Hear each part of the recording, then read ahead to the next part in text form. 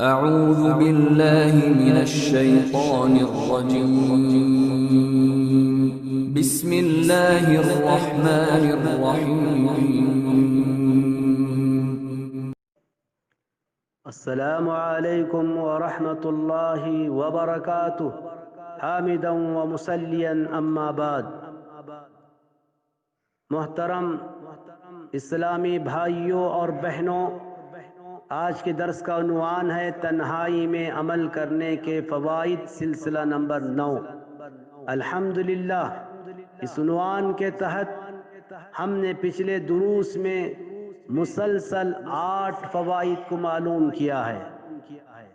آج کے مختصر درس میں تنہائی میں کیے جانے والے عمل کا 9واں فائدہ معلوم کریں گے، اور یہ اس عنوان کا آخری اور اختتامی درس ہے۔ وہ فائدہ ہے لوگوں کے بیچ دکھا کر صدقہ و خیرات کرنے کی بنسبت تنہائی میں پوشیدہ طور سے صدقہ و خیرات کرنے کا فائدہ یہ ہے کہ اس سے رب کا غصہ ٹھنڈا ہو جاتا ہے، جیسا کہ صحیح الجامع صغیر کی روایت ہے۔ عبداللہ بن مسعود رضی اللہ تعالیٰ عنہ حدیث کے راوی ہیں۔ شیخ ناصر الدین البانی رحمہ اللہ نے اس حدیث کو حسن قرار دیا ہے۔ پیارے حبیب صلی اللہ علیہ وسلم نے ارشاد فرمایا، اِنَّ صَدَقَةَ السِّرِّ تُطْفِئُ غَضَبَ الرَّبِّ، یقیناً پوشیدہ صدقہ رب کے غصے کو ٹھنڈا کر دیتا ہے۔ سبحان اللہ! صدقہ و خیرات کے جہاں بہت سارے فوائد قرآن اور حدیث کے اندر بیان کیے گئے ہیں، انہی میں سے خاص طور پر چھپا کر اللہ کی راہ میں صدقہ و خیرات کرنے کا سب سے بڑا فائدہ یہ ہوتا ہے کہ رب جو ہماری بدعمالیوں کی وجہ سے ناراض ہو چکا ہوتا ہے، اس کے غصے اور اس کے غضب کو یہ صدقہ ٹھنڈا کر دیتا ہے۔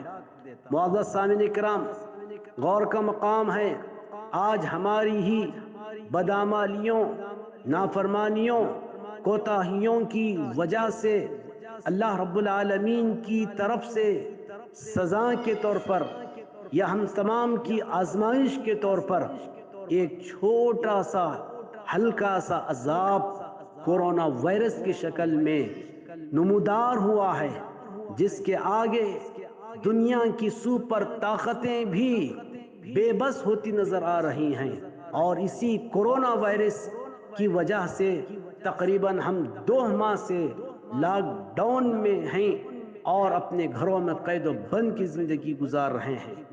اندازہ لگائیں، یہ معمولی اللہ رب العالمین کی طرف سے سزا اور یہ اسی کے غصے کا اظہار ہے، جیسا کہ اللہ رب العالمین نے سورۃ الروم آیت نمبر 41 کے اندر یوں ارشاد فرمایا، ظہر الفساد فی البر والبحر بما کسبت ایدی الناس لیذیقہم بعض الذی عملوا لعلہم یرجعون۔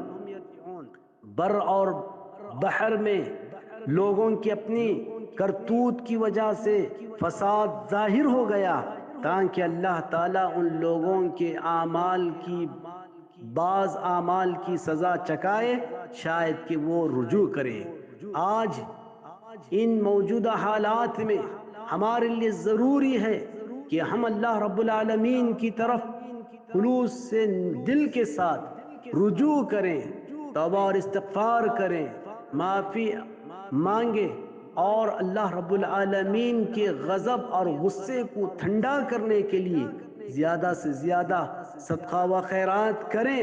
اسی سے ہم اللہ کو راضی کر کے اس وبا سے اور اللہ کے غضب سے اور اس کے عذاب سے ہم بچ سکتے ہیں۔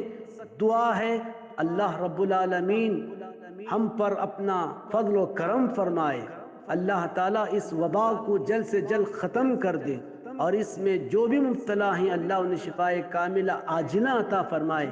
اللہ تعالیٰ ہم تمام کو اپنے رب کے حضور رجوع کرنے اور اس کو راضی کرنے کی نیک توفیق عطا فرمائے، اور اللہ ہم تمام کے اعمال میں خلوص اور اخلاص عطا فرمائے، اور اللہ رب العالمین ہماری دعاؤں کو شرف قبولیت عطا فرمائے، آمین یا رب العالمین۔